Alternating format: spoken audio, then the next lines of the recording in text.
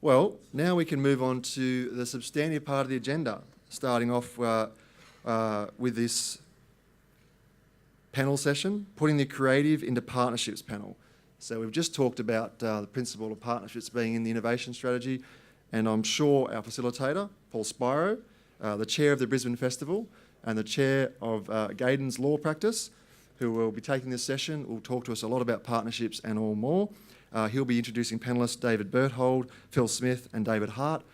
Paul, could I please welcome you to the stage to facilitate this session? Thanks very much, Paul.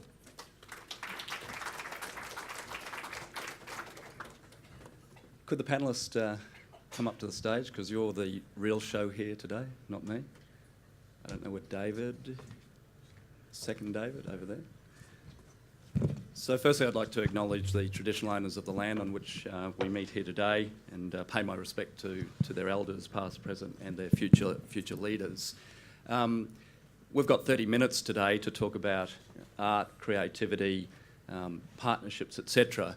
And there's a fair amount to talk about, so I'm not going to take up too much time in the introductory side of things. What I'd like to do, though, is to give some context to the panel discussion today, and I'm going to read a very short extract from an article written by a Professor John Eager from the San Diego University and the CEO, President of World Foundation for Smart Cities.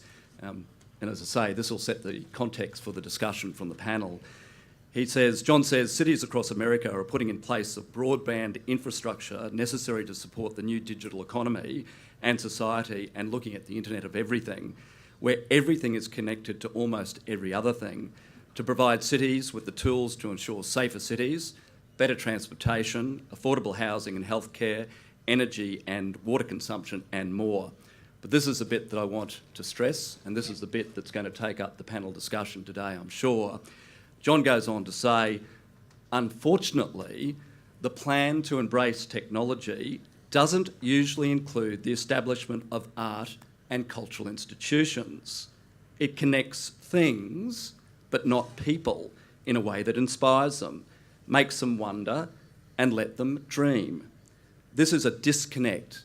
John says this is a disconnect that will ill-serve any effort to reinvent and renew a community for the age of creativity and innovation. So that's the context that I want to have our panel speak today, and I've got a number of questions that I'll be putting to the panel. But very, very interesting words to start off this morning, especially given what you've been speaking about yesterday. Now, I'm going to ask the panel members to introduce themselves, but I'm going to be like Red Simons. I'm going to gong them if they talk about themselves too much before we get on the panel discussion. So starting at David, at that end rather than this end, David with the same haircut as me. Could you give us a potted history of yourself, David? My name's David Berthold. I'm the Artistic Director of Brisbane Festival. I'm also a practicing theatre director, so theatre is my game, and Brisbane Festival, of course, is multi-art form across the city of Brisbane. Phil? Phil Smith is my name. I'm an architect and urban designer, associate with Dicey Richards multidisciplinary architecture firm, and also president of the Sunshine Coast Creative Alliance, which is a not-for-profit arts advocacy group in the Sunshine Coast region. Dave? David Hart is my name. I'm an artist, and I've also had commercial art galleries for the past 27 years. And so I'm currently living in Logan, and I've moved out of the art gallery business, so to speak, and I just paint from my studio here and sort of supply my work from that sort of platform. Yeah. Well, nobody gets a gong, so that's a good way to start the panel discussion. As you can see, we've got experts here across a range of creative experiences. I'm going to start off and can I say this? Technology is one thing in terms of tweets and such, but if anyone wants to ask a question or anyone's got a violent objection to anything that the panel's talking about, just put up your hand. This is interaction. This is actually low technology. This is creativity and art. So if you have a question, shout out and we'll listen to you. I'm going to start the ball rolling in terms of the panel discussion. And I think I'd ask Phil this. Phil, in your opinion and your experience, what are the effects of the arts on cities and communities that you have witnessed in your works? How do the creative industries drive innovation, business, culture and regional identity? And what do you think are the major benefit of arts for cities? Now, that's a big question, and you've only got 30 minutes to answer it. So let's talk about the Sunshine Coast in terms of what the art is doing, what the arts community is doing on the Sunshine Coast, and why that is helping in terms of business, community, and livability.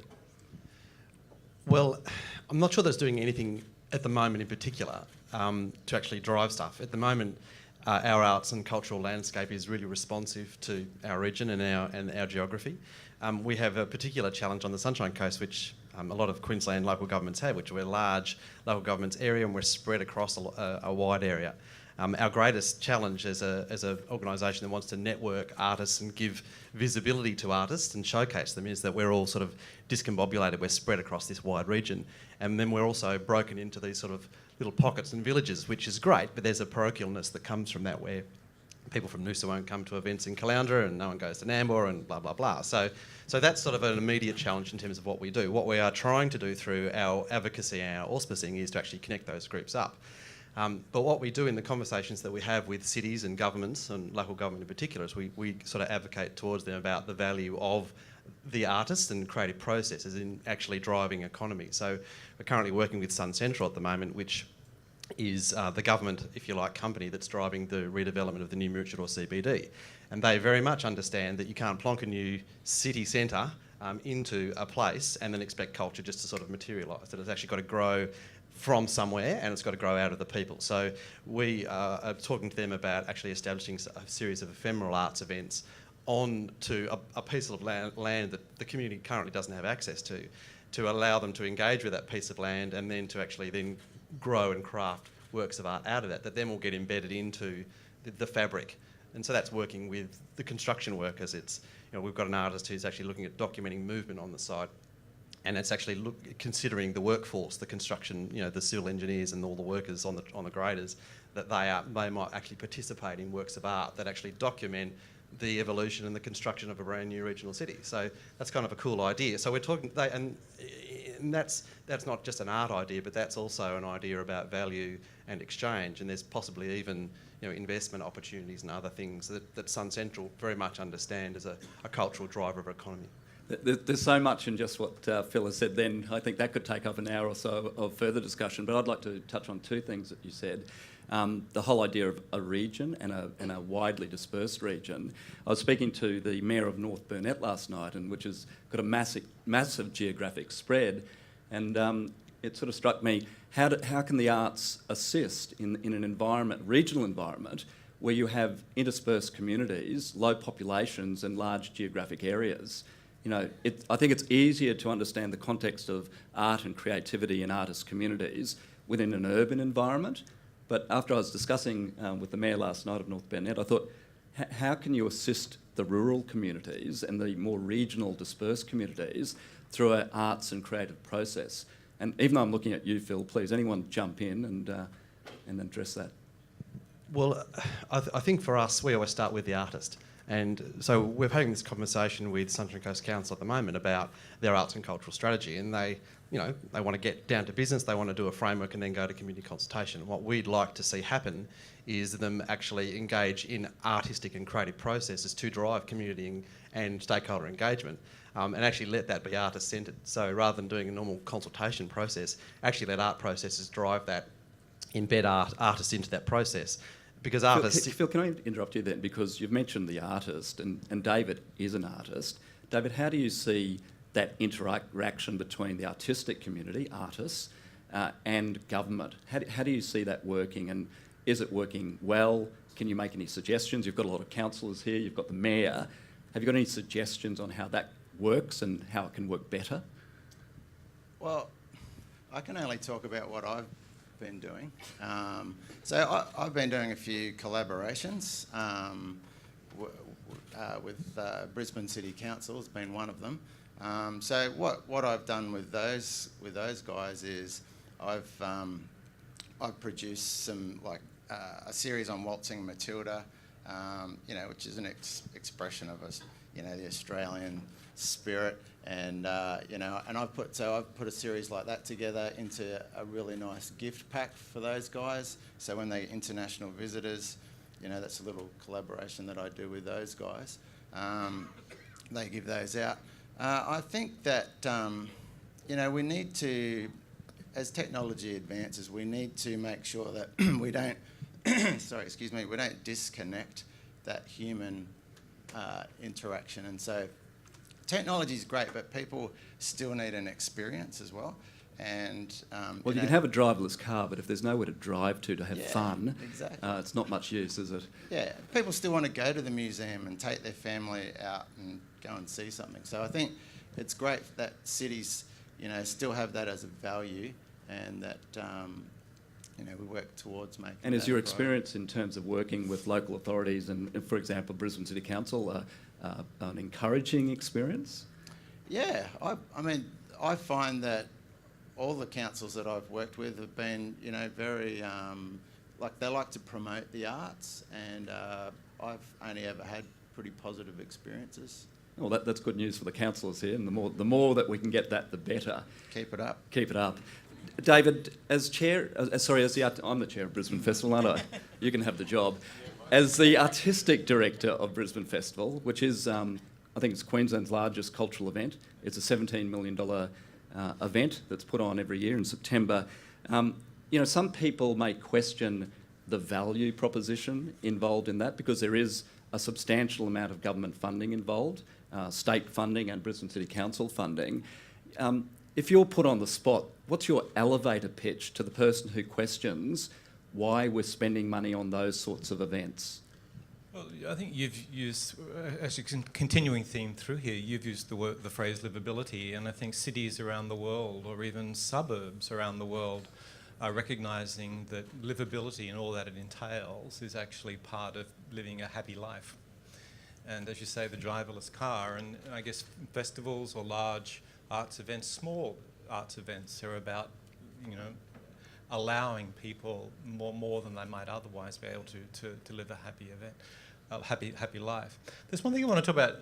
I noticed a little list actually out of the World Economic Forum, which lists, you know, which talks to businesses across the world and puts a list of the job skills that will be necessary in the next 5 to 10 years. And I want to read out what the current list is, because it really intrigued me what that list was. And this is in order of importance for job skills across the world in the next 5 or 10 years. Complex problem solving, critical thinking, creativity, people management, coordinating with others, emotional intelligence, judgment and decision making, service orientation, negotiation, and cognitive flexibility. Now, the thing that's interesting about that whole list of the top 10 skills is they're not about physical tools of innovation at all. They're all about how human beings think and connect to those things. Interestingly, creativity sits at number 3 there. 5 years ago, it was number 7. So clearly it's running up the list. And the thing about creativity, which is fascinating, is that there are a lot of misunderstandings about how creativity works in a human being. Science has actually done quite a lot of research about how we create as human beings. And because of the things we're talking about, because we're all recognising how important it's going to be in the future. And there are 2 things that strike me that scientific research has told us. We actually create when we're the best, when we're the most tired. If you think you're a morning person, you're actually at your most creative late at night when you're actually exhausted and when you're actually tired. That's when the gamma waves happen. That's when the kind of light bulb moment can happen. It's kind of counterintuitive. But you look at great artists through history, that tends to be the sort of thing. That's when suddenly your mind is allowed to wander, and, you know, and the moment will happen. The other thing, we hear this phrase, you know, thinking out of the box. Actually, science tells us we're at our most creative when we're actually in the box, when we actually have distinct parameters to work on. I'll give you one example. You know, Dr. Seuss, when he was writing Green Eggs and Ham, his publisher told you're only allowed to use 50 words. He was given a box to work in, and then this extraordinary kind of book came out. You kind of see what I'm getting at.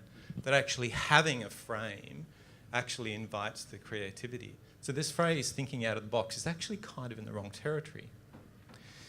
The thing about, we're talking about emotional intelligence and all those sorts of things, many of the things on that list, complex problem solving and so on, is something where arts and culture sits absolutely centrally. If you go and see, a play at night or a film or a cinema or see an artwork, you're actually sometimes being put into the shoes of another in terms of empathy and in terms of emotional intelligence. You're following a story, which allows you into the life of somebody else. Or you're watching a character in something solving a very complex problem, whether it's a thriller or a moral problem or whatever the problem is. You're actually being allowed into that complex problem solving. So in a way, arts and culture is becoming more and more important, actually, through all those kind of lists of job skills that the World Economic Forum has put out. David, sorry to interrupt, but why is it so difficult then to get governments in particular, at any level, to see the benefit of what you're saying and support the creation of those artistic communities, those artistic pods that will drive the jobs of the future and the people to fulfil the job of the future? What's the disconnect? Because it always troubles me, as I you think know. what it is, you look at that list of 10, what's common to all of them is they're very difficult to measure. Yeah. And of course, governments have to measure things. They have to. And one of the great struggles in the world at the moment is finding ways to measure the value of arts and culture. And there's been an enormous amount of research actually done in the world in the last 10 years about how you actually do it. An enormous amount, because we see the value of it. And I work in a festival, and one of the reasons I was drawn to a festival is that the world is becoming, to coin a word, festivalised. We see it in our own environment. There are little suburban festivals all over the place. Brisbane City Council has 174 festivals under its remit. Brisbane Festival is just one. Why is that? Because I think in that environment of a festival, there is a frame. It's usually a very short period of time. Brisbane Festival is 3 weeks, and this enormous amount of stuff happens in a 3-week period. So we're, as an audience, we're allowed to go into this and to have this quite different experience, being up late night, seeing 5 shows in a day, allowing our minds to wander in this array of international arts or artists or things, being exhausted, having that kind of flashbulb moment, enjoying all those sorts of things. It's rather like, in our own lives, let's say on New Year's Eve. On New Year's Eve, in the festival of New Year's Eve, let's call it, our minds wander, don't they? We think about the past, we think about the future, and for that moment we wander. Or at a dinner party, the festival of a dinner party, let's call it, we allow ourselves to think differently. We think, oh, here's someone I've never met before. They've been invited to this dinner party of 6 people, but I'll be open to their way of thinking about the world. And so we understand that in our own lives, that there are kind of finite festival experiences, intense experiences where we are open to other things. Again, very difficult to measure. But I'm very grateful, actually, that so much research is being done about how you actually, measure the value of these sorts of things. Because clearly, even according to the World Economic Forum, the sorts of skills that are sort of needed are not easily measurable. Let's sort of look at it from a different angle in terms of the built environment and how the built environment can enhance the creatives in our community. And I know, Phil, you're an architect by training. What are you seeing on the ground in terms of the support that the planning schemes, that the local authorities are giving towards enhancing cultural precincts? And what can we do better? I know that's all these questions are so enormous and we've got a limited time, but if we can get at least some ideas running around, then we can follow them through. I'll answer that in a minute. I just want to make one point, just following on. Are you from going what against the Dave chair was here, just Phil? saying. Sorry. That's too creative for me. But it's actually answering your question initially, which is it's the argument and how the argument and the failure of politics. I think it's easy to blame government around the lack of advocacy and the lack of upswing in funding for arts and culture. But the biggest problem in Australia is we've got a community that isn't engaged. We've got pockets of it, we've got groups, but the punters in the street don't consider themselves artists. They don't consider themselves to be on the artistic spectrum. And so how can you create a political narrative around that when most of the people don't give a rat's ass about it? But the statistics do tell another story. 90% of Queenslanders are engaged in one or several forms of cultural activity each year. So it's there, but the community kind of doesn't realise that it's part of the audience. Well, So mate, that's important. Sorry, before you go into the second, the problem with that, of course, is the community is potentially going to get left behind if the data that David's talking about, the future jobs of the world, there is going to be an enormous disconnect if people don't get on the ride, so to speak.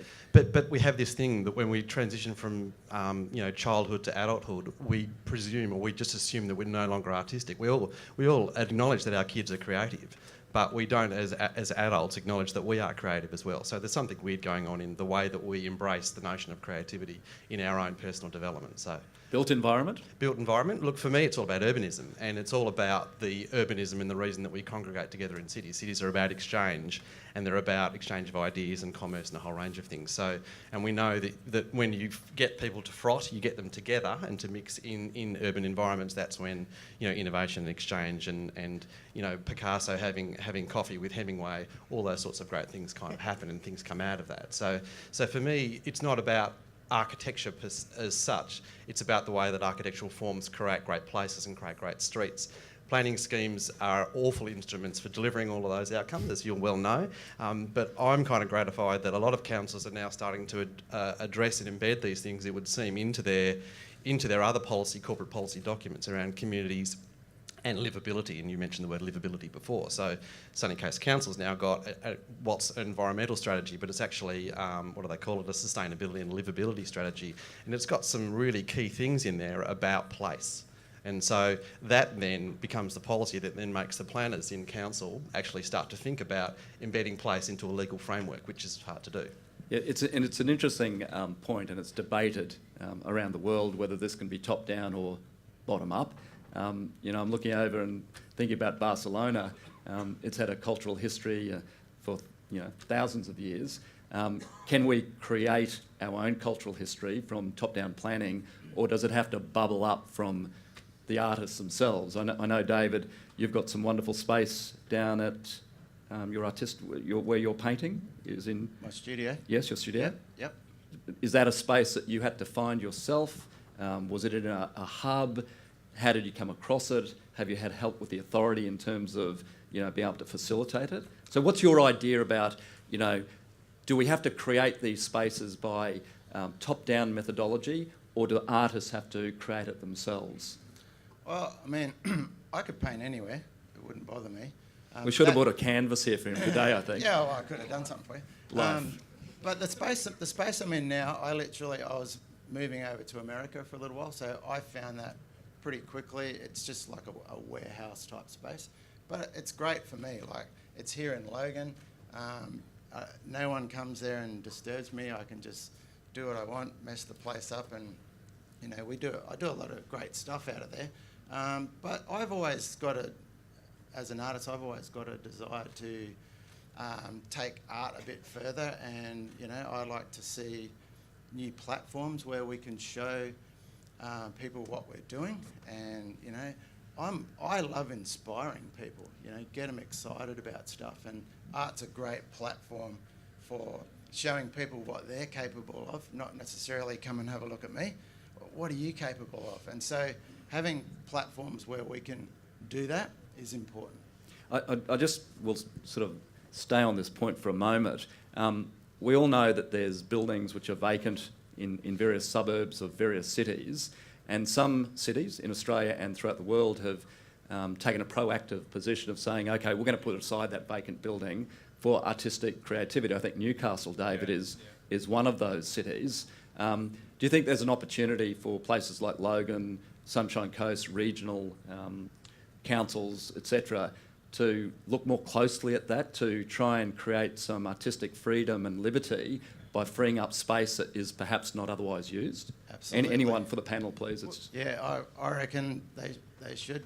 And 'cause it could be an industrial warehouse, couldn't it? It doesn't necessarily have to be a commercial building. It could be anything. that's it. Yeah, like if something's not being used, you know, places can be stuff that looks like dilapidated and it doesn't look like anyone wants to use it. It's a field of broken My dreams. children's bedroom, for example. Yeah, they can quite often be the greatest places, you know, that got the greatest potential to bring out its character and, like I said, you know, inspire people with what you're doing there. Phil, as an architect? Yeah, look, and we've brought Marcus Westbury up to the sunny coast and to film, and he spoke about his Renew Australia model and the Renew Newcastle model. And we had money set aside from councils to do a Renew program in Caloundra. And what sort of got in the way from that process was, it wasn't sort of the chambers of commerce, but it was, in a lot of cases it was the landowners who kind of, you know, they sort of got it and they sort of were prepared to let their tenancies be given over, you know, as a free monthly kind of turnover to artists. But in the end, you know, they were still just focused on getting return, and they didn't actually, what they didn't subscribe to was the notion that arts and cultural activity and young creatives could actually provide any real benefit to the town. Dave, any observations? That's the thing. Just for me- depressing. For me, it's a no-brainer. You know, if there are kind of vacant spaces in the Renew Newcastle project, very famously, you know, renewed a lot of the kind of a lot of the urban waste. I grew up in Newcastle, and a lot of the urban wasteland that's happening around the CBD in Newcastle. And in a way, it kind of allows us to think of urban spaces in a very different way. You know, I guess it's one of the things festivals do. You know, like festivals quite habitually go into spaces or to, you know, open spaces or buildings that are not normally used for performance or for arts, and for a short period of time does it. It's one of the things that festivals do very well to enable us to think about our environment in a very different way. You know, and how do you measure that? I don't know.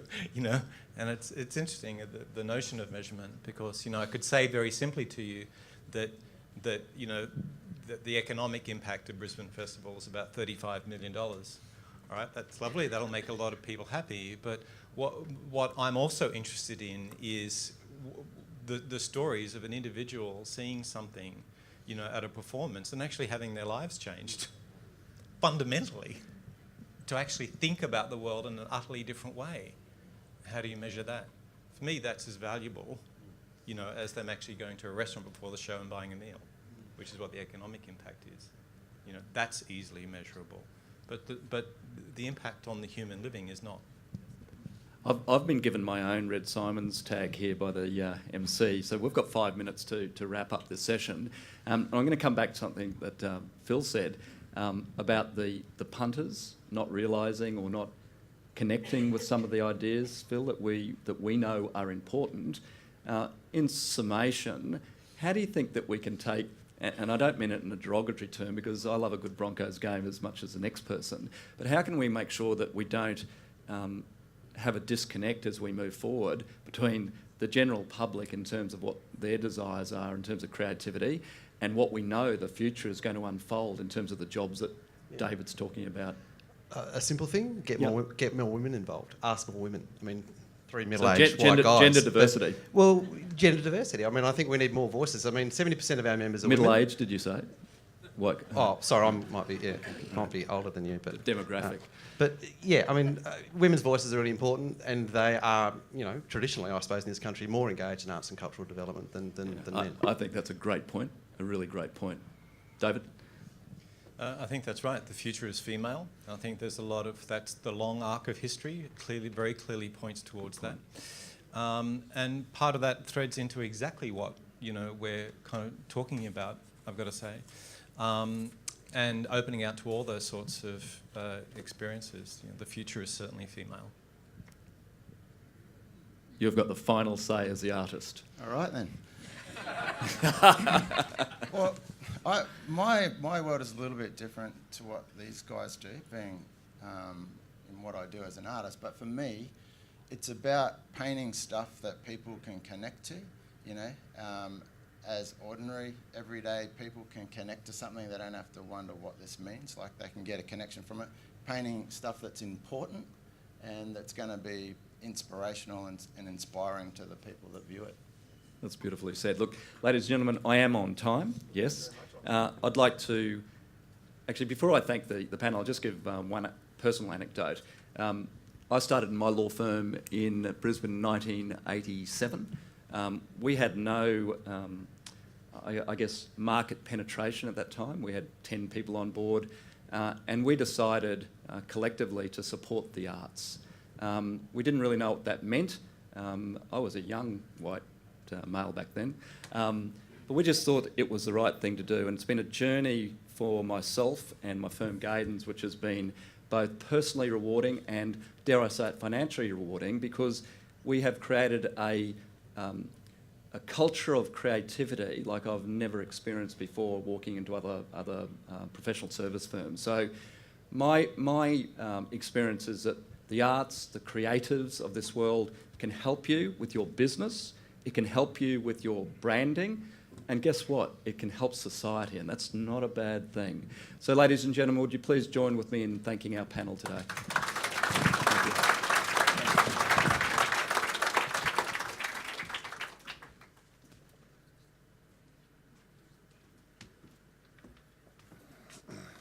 you. Well, ladies and gentlemen, another fantastic session, and kudos to Paul and the team for being probably the first session on time. So, and exactly, there you go. And look, that's fantastic. Look, a few just comments on that session. I'd just like to applaud Logan City Council and Mayor Luke Smith for recognising the breadth and diversity of innovation. Yesterday we had an amazing session on education and what role it plays in supporting innovation. And today we've heard about the role of the artistic and creative sector. And they really do both have a critical role to play. And I'd just like to reflect on a few points that I've jotted down here, that creativity and innovation are inseparable. They are one and the same thing.